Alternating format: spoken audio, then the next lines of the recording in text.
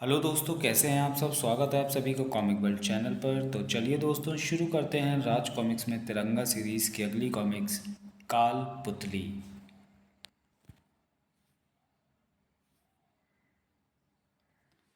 काल पुतली। आदि काल से आज तक इंसान मनोरंजन के नए नए साधनों की खोज में रहा। यही कारण है कि जब भी मनोरंजन का नया साधन सामने आया है उसे हाथों हाथ लिया गया है। मनोरंजन के ऐसे ही एक नए साधन का नाम है स्पाइडरमैन।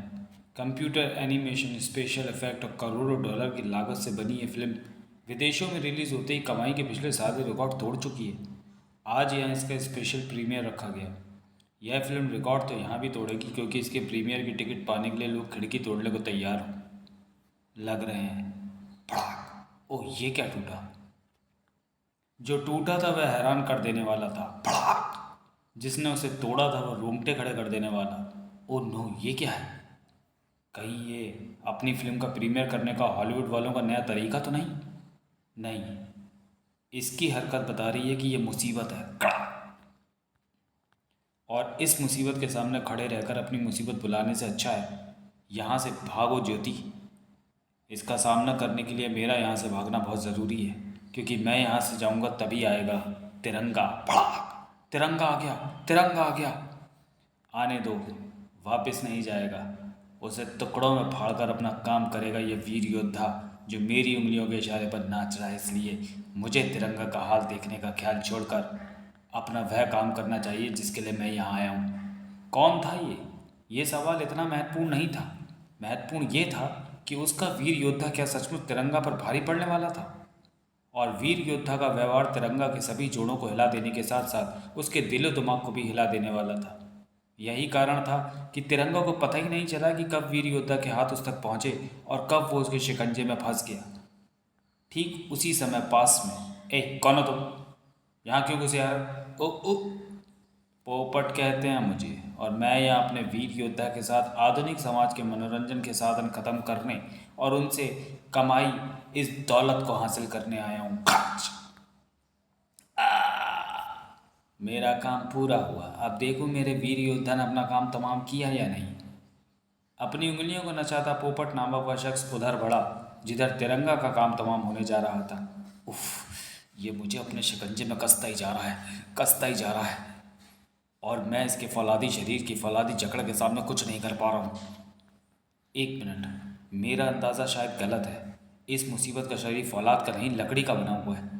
अगर ऐसा है तो इससे छूटने की एक कोशिश की जा सकती है अपनी इस ढाल की मदद से। ढाल से बच तो गया तिरंगा, लेकिन ओह, इसने अपने प्रचंड वार से ढाल को मेरे हाथों से छुड़ा लिया। इसने तो बिल्कुल ऐसा काम किया जैसा कोई समझदार इंसान करता है, और ये इंसान है नहीं। पहले तो ये मुझे रुई की तरह धुन रहा है। लकड़ी की इस मुसीबत को ख़त्म करने की सही जगह वह जनरेटर रूम है, जहाँ मुझे इसके ऊपर उड़ेलने के लिए डीजल भी मिल जाएगा और इस स्पार्किंग वायर के रूप में आग भी। स्पार्किंग से उठी चिंगारी उस वीर योद्धा के शरीर तक पहुँचते ही ज्वाला बन गई। तिरंगा ने वीर योद्धा को जला डाला। उफ, कितना मजबूर हूँ मैं कि उसे बचाने के लिए कुछ नहीं कर सकता, क्योंकि तिरंगा और यहाँ पहुँचती पुलिस की मौजूदगी में ऐसा करना अपने आप को मुसीबत में फंसाने के समान है, जबकि मुझे अपने उद्देश्य को पूरा करने के लिए अभी सही सलामत रहना है। पोपट चुपचाप वहाँ से खिसक गया, लेकिन उसकी वहाँ मौजूदगी छिपी ना रही। क्या नाम बताया तुमने उसका। पोपट अपना नाम यही बता रहा था वह, जिसने इस मुसीबत को भेजा था, जिसे वह वीर योद्धा कह रहा था। वह मुझे बुरी तरह घायल करके सारा कैश ले उड़ा। पोपट, अजीब नाम था उस अपराधी का, जो लकड़ी के इस पुतले को बेचकर आजकल के मनोरंजन के साधनों को ख़त्म करना चाहता है। और वह इस लकड़ी के पुतले को कैसे नियंत्रित कर रहा था। ओह, लकड़ी का पुतला। लकड़ी यानी काठ और पुतला मतलब कठपुतला। ये कठपुतला था। इसकी शक्ल, इसकी बनावट सब सही बता रही है। सब यही बता रही है कि ये कठपुतला ही था, और शायद मैंने इस कठपुतले को कहीं देखा है, लेकिन कहाँ। याद आया, पिछले दिनों शहर में एक पपेट म्यूज़ियम यानी कठपुतली संग्रहालय का उद्घाटन किया गया था। उसकी खबर शहर के सभी अखबारों में छपी थी। उसी खबर के साथ कुछ कठपुतलियों की फ़ोटो भी छपी थी। उन्हीं में इस वीर योद्धा की फ़ोटो भी थी। मुझे पपेट म्यूज़ियम जाना होगा, क्योंकि हो सकता है पपेट म्यूज़ियम से उस व्यक्ति के तार जुड़े हों जो अपने आप को कहता है पोपट। वीर योद्धा हमारे बीच नहीं रहा, इसका मुझे तुम सबसे ज़्यादा दुख है, लेकिन क्या किया जाए कि जिस रास्ते पर मैं चल रहा हूँ उस पर हमारे एक दो साथियों का कुर्बान हो जाना लाजमी था। मेरी बात सुनकर तुम सब खामोश हो, इसका मतलब तुम मुझे दोषी समझ रहे हो। लेकिन तुम्हारा ऐसा समझना गलत है, एकदम गलत। बताओ इसमें मेरा क्या कसूर है?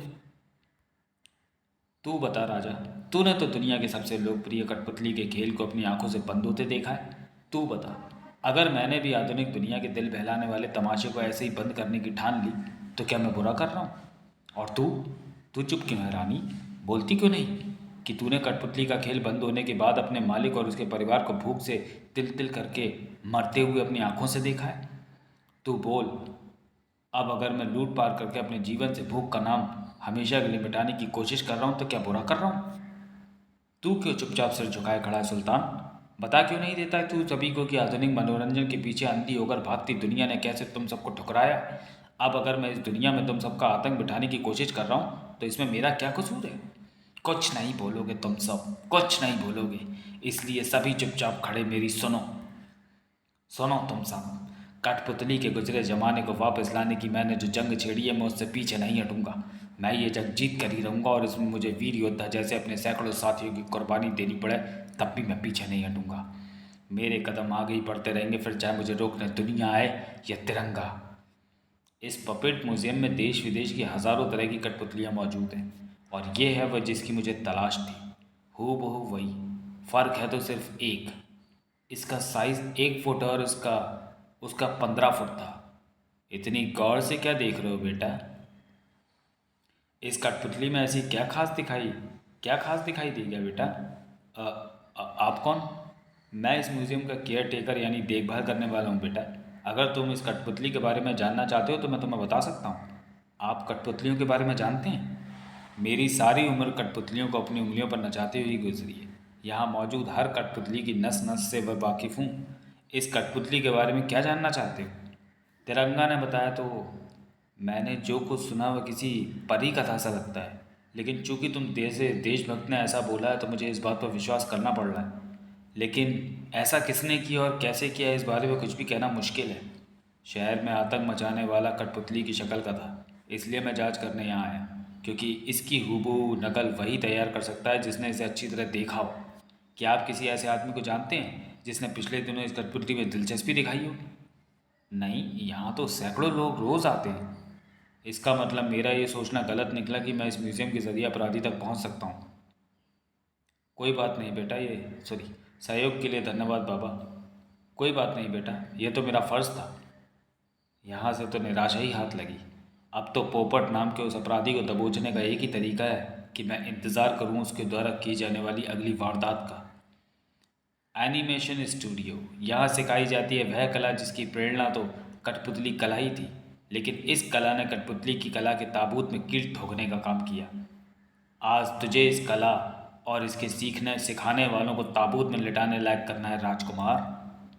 जा, कुछ पलों बाद ही भाग। आओ, ये क्या मुसीबत आ गई?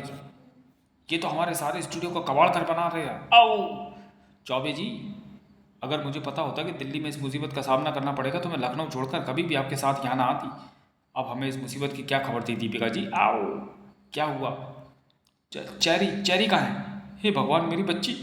वो रही, वो हत्यारा तो चेरी की तरफ बढ़ रहा है। मेरी बच्ची की जान खतरे में, कोई बचाओ उसे।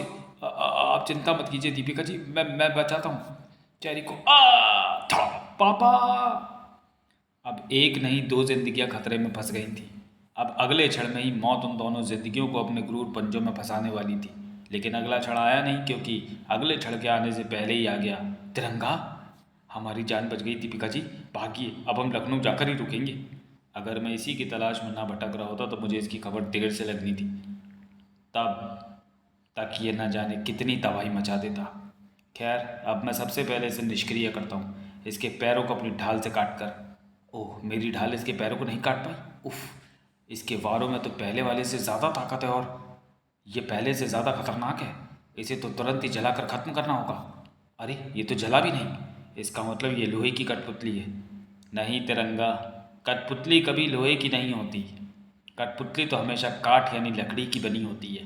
राजकुमार भी लकड़ी का ही बना हुआ है, लेकिन मैंने इसे ऐसा बनाया है कि ये न जल सकता है और न कट सकता है। तुमने यानी तुम पोपट हो? बिल्कुल सही पहचाना तूने तिरंगा। मेरा नाम पोपट ही है। और जानता है अपना ये नाम मैंने क्यों रखा है? क्योंकि मैं पपेट यानी कठपुतलियों को अपनी उंगलियों पर नचाता हूँ, जैसे राजकुमार को नचा रहा हूँ। और मैं ऐसा इसलिए कर रहा हूँ क्योंकि मैं इस दुनिया को कठपुतली को भूल जाने का सबक सिखाना चाहता हूँ। और उसी दुनिया में तू भी एक है। उफ, राजकुमार नामक ये कठपुतली तो पल प्रतिपल खतरनाक होती जा रही है। इसे जल्दी ही ख़त्म किया गया तो ये जल्दी ही नहीं ख़त्म किया गया तो ये सारे शहर में हंगामा खड़ा कर देगी। आश्चर्य यह है कि ये सब अपने आप कर रही है। एक मिनट, ये खतरनाक कठपुतली अपने आप कुछ नहीं कर रही, बल्कि पोपट इससे सब कुछ करवा रहा है। क्योंकि अभी अभी उसने बोला था कि राजकुमार को वो अपनी उंगलियों पर नचा रहा है। उसके हाथों और उंगलियों पर होती तेज हरकत से ऐसा लग भी रहा है, लेकिन पोपट राजकुमार पर नचा कैसे रहा है? था था उसके हाथों में कहीं कोई ऐसे धागे तो बंधे दिख नहीं रहे जिनमें बांध कर कठपुतलियों को नचाया जाता है। ओह, लगता है राजकुमार के वार ने मेरा दिमाग खराब कर दिया है। जो मैं ये सोच रहा हूँ, इतनी बड़ी कठपुतली को धागों की मदद से नचाया जा सकता है? ऐसी विशाल कठपुतलियों को तो एक ही तरीके से नचाया जा सकता है, वो तरीका यांत्रिक तरीका। और वह यांत्रिक तरीका फिट है इसके शरीर पर। ओह, तिरंगा ने एक झटके से पोपट के कपड़ों के नीचे छिपे सिस्टम को खींच लिया। इसी के साथ वह विशाल कठपुतली कटे गन्ने की तरह नीचे गिरी। तेरी कठपुतली तो धूल चाटने लगी पोपट। अब तेरी बारी है। था ओह, चोट लगते ही तू एक नई आवाज़ में चीखा। यानी तेरी असली आवाज़ यही है। पोपट के रूप में तू जिस आवाज़ का इस्तेमाल कर रहा है वो तेरी उन बनावटी आवाज़ों में से एक है, कठपुतली एक्सपर्ट होने के कारण जिन्हें तू बोलना जानता है। खैर, जब तेरी असली आवाज़ सामने आई गई है तो इस नकाब के पीछे अपनी सूरत क्यों छुपा रहा है? उसे भी सामने आ जाने दे। उफ, मेरा चेहरा देखने की कोशिश मत कर वरना तेरी मौत बहुत दर्दनाक होगी। वह पोपट का प्रचंड वार था। कुछ पलों के लिए तिरंगा के सामने अंधेरा छा गया था। तिरंगा की आंखों के अंधेरे का फायदा उठाकर पोपट रात के अंधेरे में खो गया। तिरंगा की आंखों के सामने रोशनी और मस्तिष्क में वे विचार एक साथ ही आए। अगर जल्दी ही नहीं रोका गया तो वह एक बहुत बड़ा खतरा बनकर सामने आएगा। मुझे उस खतरे को ख़त्म करना होगा और उसके लिए मुझे जल्दी से जल्दी पोपट तक पहुंचना होगा। लेकिन कैसे? एक रास्ता है, और उसके लिए मुझे एक बार फिर पपेट म्यूज़ियम जाकर उस बूढ़े केयर टेकर से मिलना होगा। क्योंकि पहली वाली कठपुतली की तरह इस कठपुतली का संबंध भी उसी म्यूज़ियम से है। और पोपट को ढूंढने के लिए मुझे जिस टाइप के लोगों की तलाश है उसके बारे में मुझे म्यूज़ियम का बूढ़ा केयर टेकर ही बता सकता है। अरे तिरंगा, तुम फिर यहाँ? पोपट नामक अपराधी तक पहुंचने के लिए एक बार फिर मुझे आपसे मिलने आना पड़ा बाबा। अब क्या किया उसने? तिरंगा ने बताया। और फिर ओह, वह तो सचमुच बहुत ही खतरनाक हो गया है। बताओ, उसे जेल की सलाखों के पीछे पहुंचाने के लिए मैं तुम्हारी क्या सहायता कर सकता हूँ? मैं आपकी मदद से उस तक पहुंचना चाहता हूं और उसके लिए मैं चाहता हूं कि आप एक बड़ा कठपुतली कंपटीशन आयोजित करके इस शहर में मौजूद उन सभी कठपुतली नचाने वालों को आमंत्रित करें जो इस म्यूज़ियम में आते जाते हैं और कठपुतली कला को ज़िंदा रखना चाहते हैं। किसी को आप पर शक ना हो, इसके लिए आप भी इस कंपटीशन में कठपुतली नचाएंगे। मैं माफ़ी चाहता हूँ तिरंगा, इस विषय में मैं तुम्हारी कोई सहायता नहीं कर सकता, क्योंकि मेरे बूढ़े हाथों में इतनी जान कहाँ कि इस उम्र में मैं कठपुतली नचाऊँ। लेकिन तुम्हें निराश होने की आवश्यकता नहीं। इस काम के लिए मैं तुम्हें दूसरा आदमी दिए देता हूँ। तुम मंगोलपुरी चले जाओ। वहाँ कोली नामक एक कठपुतली नचाने वाला रहता है। उससे मेरा नाम ले देना, वह तुम्हारे काम के लिए मना नहीं करेगा। आई! ओह, क्या हुआ बाबा? कुछ नहीं, कठपुतली के हाथ में थमा भाला चुप गया। लगता है भाला आपको ज़्यादा ही चुप गया। आपका गला एकदम भर्रा गया। ऐसा लगा जैसे आपके गले से आपकी नहीं किसी और की आवाज़ निकली हो। अचानक चोट लगे तो ऐसा अक्सर हो जाता है। खैर, आप अपने आप को संभालिए, मैं चलता हूँ कोली कठपुतली वाले से मिलने। मंगोलपुरी, जैसा तुम कह रहे हो वैसा करने में मुझे कोई परेशानी नहीं, और परेशानी होगी भी क्या? आखिर इन हाथों ने जीवन भर किया ही क्या है? कठपुतलियाँ ही तो नचाई हैं। इस काम के लिए मैं आपका शुक्रगुजार हूँ। एक मिनट कोहली साहब, ये आपके हाथों की सभी उंगलियों पर निशान कैसे? ये तो कठपुतली नचाने वाले की निशानी है। कठपुतली को नचाने के लिए इन्हीं उंगलियों में ही तो धागों को पहनना पड़ता है, इसलिए ये निशान पड़ जाते हैं।